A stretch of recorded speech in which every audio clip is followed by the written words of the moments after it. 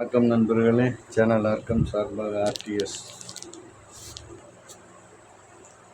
பாராளுமன்றத்தில் நேற்று திராவிட முன்னேற்ற கழகத்தினுடைய எம்பிக்கள் எல்லாம் ரொம்ப காரசாரமாக பேசியிருக்காங்க. தர்மேந்திர பிரதான் அந்த கல்வி அமைச்சர் அவர் பதில் சொல்லியிருக்காரு. பணம் இந்த மாதிரி மாநிலத்துக்கு உண்டான நிதியை தரலை அப்படின்றதுக்கு உண்டான பதிலெல்லாம் சொல்லியிருக்காரு. ஒரு காரசாரமான விவாதம். அதில் ஒரு சில வார்த்தைகள் எல்லாம் அவை குறிப்பிலேருந்து நீக்கணும்னு சொல்லிட்டு இவங்கெல்லாம் இது பண்ணியிருக்காங்க. அதே மாதிரி அது செஞ்சு அந்த மாதிரி அவை குறிப்பிலேருந்து ஒரு சில வார்த்தைகளை நீக்கினதாக பத்திரிகையினுடைய செய்தி. அது பாராளுமன்றத்தில் காரசார விவாதம், ரைட்டு, ஓகே. அது இது பண்ண மாநில உரிமைக்கு கை கொடுப்போம் அப்படின்னு சொல்கிறது, அது ரைட். உரிமைக்கு குரல் கொடுத்தாங்க.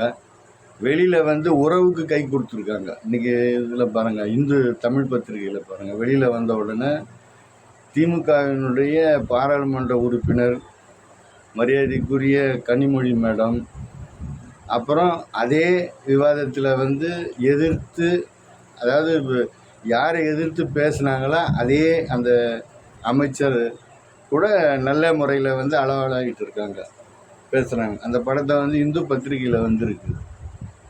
மற்ற பத்திரிகையில் நான் சரியாக கவனிக்கல. ஆனால் இந்து பத்திரிகையில் அது க்ளீனாக அந்த முதல் பக்கத்துலேயே அதை போட்டிருக்காங்க.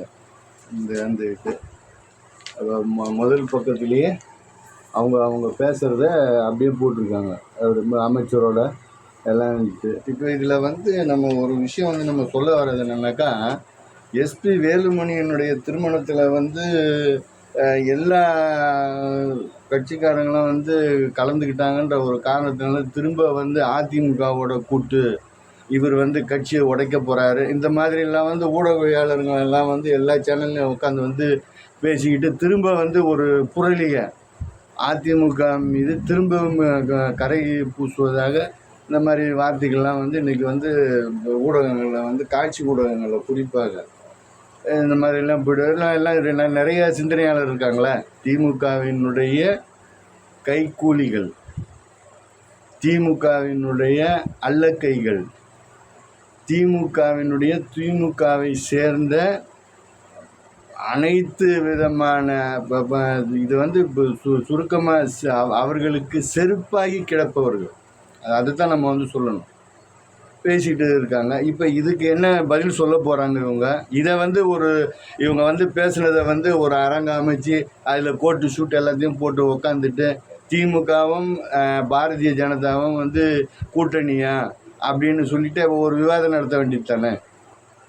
ஏன் அதிமுக மீது மட்டும் ஏன் இவங்களுக்கு இந்த இப்படிப்பட்ட ஒரு இது ஏன் இப்படிப்பட்ட நிலையை இந்த மாநிலத்தில் இருக்கக்கூடிய காட்சி ஊடகங்களில் அமரக்கூடியவங்களாம் இப்படிப்பட்ட ஒரு நிலை? யார் இவங்களை இப்படியெல்லாம் பேச வைக்கிறது? பணம் தான் இவங்களுடைய ஒரே குறிக்கோள். நாட்டினுடைய நன்மை, மக்களுடைய நன்மை, இதெல்லாம் எதுவுமே கிடையாதா?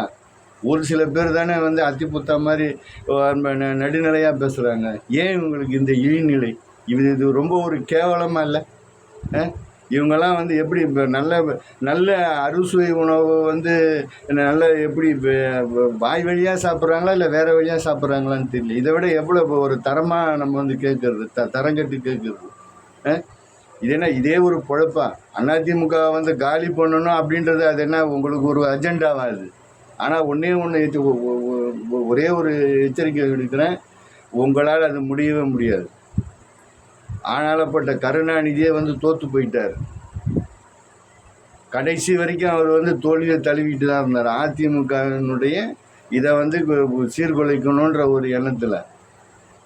இதே நிலை தான் உங்களை நாளைக்கு நீங்களாம் காணாமல் போவீர்கள். இன்றைக்கு வாய்கிழிய அதிமுக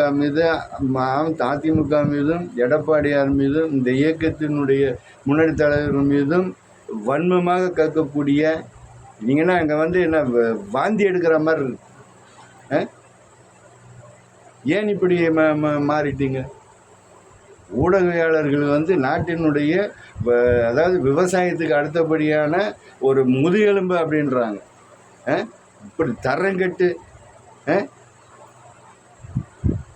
மதிக்கட்டு, இப்படி ஒரு இதை நீங்கள் இது பண்ணுவீங்க. உங்களுடைய போக்குகளை மாற்றிக்கொள்ளுங்கள். அடுத்து 2026 வந்து அதிமுக ஆட்சி என்பது இந்த தமிழக மண்ணில் வந்து உறுதி செய்யப்பட்டு விட்டது. மக்களால் உறுதி செய்யப்பட்டு விட்டது.